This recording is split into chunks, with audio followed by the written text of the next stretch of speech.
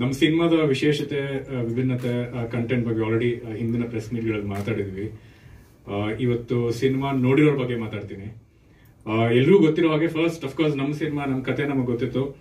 Shooting ಆದ್ಮೇಲೆ rough edit ಟೈಮಲ್ಲಿ ನಮ್ಮ ಸಿನಿಮಾನೇ ನಾವೇ ನೋಡಿದಾಗ 100% ಒಂದು ಒಳ್ಳೆ ಪ್ರಯತ್ನ ಮಾಡಿದೀವಿ, ಒಂದು ಒಳ್ಳೆ ವಿಭಿನ್ನವಾದಂತ ಒಂದು ಸಿನಿಮಾ ಮಾಡಿದೀವಿ. ನಮ್ಮ ಲೆಕ್ಕಾಚಾರದ ಪ್ರಕಾರ 100% ಒಂದು ಸಕ್ಸಸ್ಫುಲ್ ಸಿನಿಮಾ ಆಗತ್ತೆ ಅನ್ನೋ ಒಂದು ಕಾನ್ಫಿಡೆನ್ಸ್ ಇತ್ತು. ಅದೇ ಸಿನಿಮಾನ ನಮ್ಮ ಕೋರ್ ಟೀಮ್ ಅಲ್ದಿರ ಒಂದಷ್ಟು ಎಕ್ಸ್ಟೆಂಡೆಡ್ ಟೀಮ್ ಮೆಂಬರ್ಸ್ ಇರ್ತಾರೆ. ಇವಾಗ DI ಮಾಡೋರು ಇರ್ಬೋದು, ಸೌಂಡ್ ಮಿಕ್ಸಿಂಗ್ ಮಾಡೋರು ಇರ್ಬೋದು. ಅಂದ್ರೆ ಅವ್ರಿಗೆ ಕತೆ ಗೊತ್ತಿರಲ್ಲ. ಅಂದ್ರೆ last stage post production time ಅಲ್ಲಿ ಒಂದು ಟೀಮಿಗೆ ಬರ್ತಾರೆ, ಆವಾಗ ನಮ್ಮ ಕಂಟೆಂಟ್ ನ ನೋಡ್ತಾರೆ. ಅವರು ಸಹ ನಮ್ಮ ಸಿನಿಮಾ ನೋಡಿ ಒಂದಷ್ಟು ಒಳ್ಳೆ ಮಾತುಗಳನ್ನ ಮಾತಾಡಿದಾಗ, ಈ ಸಿನಿಮಾದಲ್ಲಿ ಸ್ಟಫ್ ಇದೆ, ನೀವು ಇದನ್ನ ರೀಚ್ ಮಾಡಿಸಿ, ಇದು ಗೆಲ್ಲೋ ಅಂತ ಸಿನಿಮಾ ಅಂತ ಹೇಳಿದಾಗ ಎಲ್ಲೋ ಒಂದ್ ಕಡೆ ನಮ್ಮಲ್ಲಿ ಇದ್ದಂತ ಒಂದು ಕಾನ್ಫಿಡೆನ್ಸ್ ಇನ್ನಷ್ಟು ಜಾಸ್ತಿ ಆಯ್ತು. ಬಟ್ ಆದ್ರೂ ಸಹ ಇವರೆಲ್ಲರೂ at the end of the day ನಮ್ಮ ಸೌತ್ ಇಂಡಿಯನ್ ಹೀರೋ ಸಿನಿಮಾ ತಂಡದವ್ರೆ. ಸೊ ನಮ್ಮ ಲೆಕ್ಕಾಚಾರದ ಪ್ರಕಾರ ನಾವು ಅಫ್ಕೋರ್ಸ್ 100% ಕಾನ್ಫಿಡೆನ್ಸ್ ಇದೆ, ಗೆಲ್ಲುತ್ತೆ ಅನ್ನೋ ಒಂದು ಭರವಸೆಲಿದ್ದೀವಿ. ಇದೇ ನಿಜ ಆಗತ್ತಾ ಅನ್ನೋ ಒಂದು ಸಣ್ಣ ಪ್ರಶ್ನೆ ಕಾಡ್ತಾ ಇತ್ತು. ಅದಕ್ಕೆ ಉತ್ತರ ಪ್ರಾಬಬ್ಲಿ ನಮಗೆ ಫಸ್ಟ್ ಆಡಿಯನ್ಸ್ ಅಂತ ಹೇಳಿದ್ರೆ ನಮ್ಮ ಸಿನಿಮಾನ ಸೆನ್ಸರ್ ಮಾಡಿದಂತ ಪ್ಯಾನೆಲ್. 5 ಜನ ಇದ್ರು ಅವರು. ಅದ್ರಲ್ಲೂ ಒಬ್ರು ಪ್ಯಾನೆಲ್ ಹೆಡ್ ಆಗಿದ್ದವರು ಚೆನ್ನೈ ಅವರು. ಅವ್ರು ನಮ್ಮ ಸಿನಿಮಾ ನೋಡಿದ್ಮೇಲೆ ನಾವು ಇಡೀ ತಂಡನ ಎದುರು ಕೂಡಿಸ್ಕೊಂಡು ತುಂಬಾ ಒಳ್ಳೆ ಮಾತುಗಳನ್ನ ಮಾತಾಡಿದ್ರು. ಪ್ರಾಬ್ಲಿ ನಮ್ಮ ಸಿನಿಮಾದಲ್ಲಿ ಎಡಿಟ್ ಆಗೋ ವಿಷಯಗಳ ಬಗ್ಗೆ ಮಾತಾಡಿದ್ದು 1 ನಿಮಿಷ ಅಥವಾ 2 ನಿಮಿಷ ಅಷ್ಟೇನೆ. ಆದ್ರೆ ಅಟ್ಲೀಸ್ಟ್ ಒಂದು 10-15 ನಿಮಿಷಗಳ ಕಾಲ ನಮ್ಮ ಸಿನಿಮಾ ಗೆಲ್ಬೇಕು, ಕನ್ನಡದಲ್ಲಿ ಈ ತರದ ಸಿನಿಮಾಗಳು ಹೋದ ವರ್ಷ 1-2-3 ಸಿನಿಮಾ ಗೆಲ್ತು, ಈ ವರ್ಷ ಗೆಲ್ಲುವಂತ ಸಿನಿಮಾದ ಪಟ್ಟಿಗೆ ನಿಮ್ಮ ಸಿನಿಮಾ ಸೇರ್ಕೊಳ್ಳುತ್ತೆ. ದಯವಿಟ್ಟು ಇದನ್ನ ಸ್ವಲ್ಪ ಪ್ರಚಾರ ಮಾಡಿ, ಜನಕ್ಕೆ ಗೊತ್ತಾಗ್ಬೇಕಷ್ಟೇ ಈ ತರ ಸಿನಿಮಾ ಏನಿದೆ, ಬಂದು ಕೂತ್ಕೋಬೇಕಷ್ಟೇ ಥಿಯೇಟರ್ ಒಳಗಡೆ. ನೋಡಿದ್ಮೇಲೆ 100% ಸಕ್ಸಸ್ ಆಗತ್ತೆ, ಸ್ಟಫ್ ಇದೆ ನಿಮ್ ಸಿನಿಮಾದಲ್ಲಿ ಅನ್ನುವಂತ ಮಾತುಗಳನ್ನ ಮಾತಾಡಿದ್ರು. ಅಲ್ಲಿ ಇನ್ನಷ್ಟು ನಮ್ಗೆ ಭರವಸೆ ಹೆಚ್ಚಾಯ್ತು. ಅದಾದ್ಮೇಲೆ ಒಬ್ರು ಸೂಪರ್ ಸ್ಟಾರ್ ಬರ್ತಾರೆ.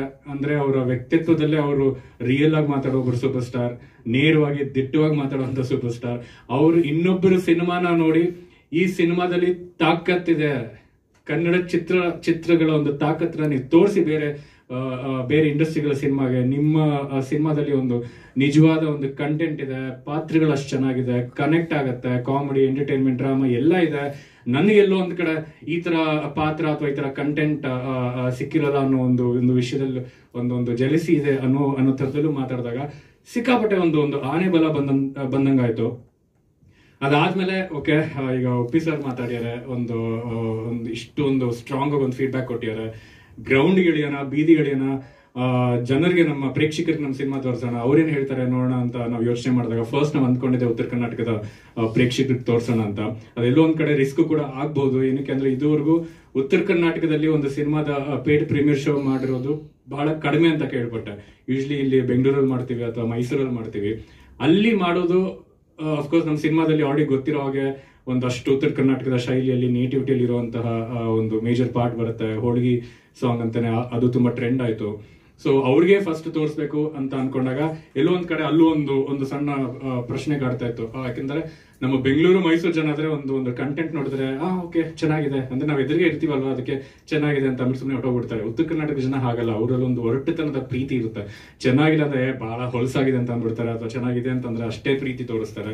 ಸೊ ನೋಡ್ಬಿಡೋಣ, ಅವ್ರಿಗೂ ತೋರಿಸೋಣ, ನಮ್ಮ ಕಂಟೆಂಟ್ ಮೇಲೆ ನಮಗೆ ಕಾನ್ಫಿಡೆನ್ಸ್ ಇದೆ, ಏನಕ್ಕೆ ನಾವು ಹಿಂಜರಿಬೇಕು ಅಂತ ಅಲ್ಲಿ ಹೋದ್ವಿ, ಬೆಳಗಾವಿ ಹಾಗೂ ಹುಬ್ಳಿಗೆ. ಅಲ್ಲಿ ಜನ ತೋರಿಸಿದಂತ ಒಂದು ಫೀಡ್ಬ್ಯಾಕ್ ರೆಸ್ಪಾನ್ಸ್ ಆಗಿದೆ, ನೀವು ಈಗಷ್ಟೇ ನೋಡಿದ್ರಿ. ಅಂದ್ರೆ ಒಬ್ರು ಯೂತ್ ಇಂದ ಹಿಡಿದು, ಆಟೋ ಡ್ರೈವರ್ಗಳಿಂದ ಹಿಡಿದು, ಫ್ಯಾಮಿಲಿ ಆಡಿಯನ್ಸ್ ಇಂದ ಹಿಡಿದು, 60 ವರ್ಷದ ಮಹಿಳೆಯರಿಂದ ಹಿಡಿದು ಎಲ್ರೂ ಸಿಕ್ಕಾಪಟ್ಟೆ ಒಳ್ಳೆ ಮಾತುಗಳನ್ನ ಮಾತಾಡಿದ್ರು. ಮೈಲ್ಗಲ್ಲಾಗತ್ತೆ ಅಂತಂದ್ರು, ಮಸ್ತ್ ಆಗೈತೆ ಅಂತಂದ್ರು, ಬಹಳ ಗಿಚ್ಚಾಗೈತೆ ಅಂತಂದ್ರು, ನಿಮ್ ಸಿನಿಮಾದಲ್ಲಿ ದಮ್ ಐತೆ ಅಂತಂದ್ರು.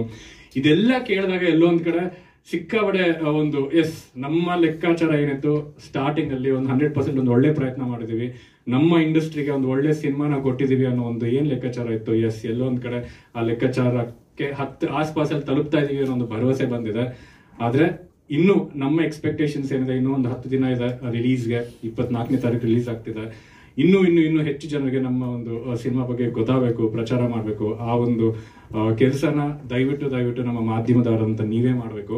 ಯಾಕಂದ್ರೆ ಹೊಸಬ್ರ ಸಿನಿಮಾ, ಹೊಸ ಕಲಾವಿದರಾಗಿರೋ ಇರುವಂತ ಸಿನಿಮಾಗಳು ಮೂಲೆಗೂ ರೀಚ್ ಆಗ್ಬೇಕಂದ್ರೆ ಸ್ವಲ್ಪ ಕಷ್ಟ. ಎಸ್ಪೆಷಲಿ ದೊಡ್ಡ ಪ್ರೊಡಕ್ಷನ್ ಹೌಸ್ಗಳಿದ್ರೆ ಅವ್ರ ಎಲ್ಲಾ ಪ್ಲಾಟ್ಫಾರ್ಮ್ಗಳಲ್ಲೂ ಪುಷ್ ಮಾಡುವಂತ ಒಂದು ಶಕ್ತಿ ಇರುತ್ತೆ. ನಮ್ಮಂತ ಸಿನಿಮಾಗಳಲ್ಲಿ ನಮ್ಮಲ್ಲಿರೋ ರಿಸೋರ್ಸಸ್ ಎಲ್ಲ ಹಾಕ್ಬಿಟ್ಟು ಒಂದು ಒಳ್ಳೆ ಸಿನಿಮಾ ಮಾಡುವಂತ ಪ್ರಯತ್ನ ನಾವು ಮಾಡ್ಬೋದು. ಅದನ್ನ ನಾವು ಮಾಡಿದೀವಿ. ಅದೇ ಪ್ರಚಾರ ಅಂತ ಬಂದಾಗ ಎಸ್ ಅಫ್ಕೋರ್ಸ್ ನಮ್ಮ ಕೈಯಲ್ಲಿ ಎಷ್ಟಾಗುತ್ತೋ ಅಷ್ಟು ಮಾಡಿದೀವಿ.